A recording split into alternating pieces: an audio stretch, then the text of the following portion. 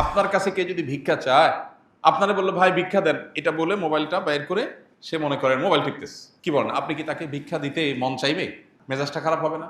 আপনি একটা সৃষ্টি মানুষ, আপনার কাছে যখন চাওয়ার সময় সে অন্যমনস্ক হয়েছে, এটা যদি আপনার মনের কষ্টের কারণ হয়, তাহলে আহকামুল হাকিমিন আল্লাহ রাব্বুল আলামিনের দরবারে যখন আপনি দোয়া করছেন, যখন আপনি সেজদা দিচ্ছেন, যখন আপনি নামাজ পড়ছেন, ওই সময় আপনার মনে 30টা কথা মনে আসছে, আপনি অন্য জগতে বিচরণ করছেন, আপনি অন্য জগতে প্রবেশ করে গেছেন।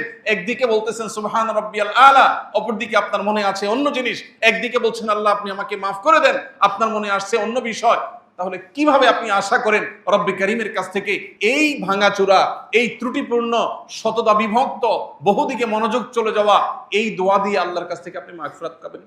আল্লাহ আরহামুর রাহিমিন, তিনি চাইলে এই ত্রুটিপূর্ণ দোয়া দিয়েও মাগফিরাত দিতে পারেন। তিনি চাইলে কেউ চাওয়া ছাড়াও তাকে মাফ করে দিতে পারেন, সেটা ভিন্ন বিষয়। কিন্তু দোয়ার তো একটা আদব আছে, দোয়ার তো একটা শিষ্টাচার আছে। এই যে মনোযোগ, এই মনোযোগ আজ সোনার হরিণ হয়ে গেছে।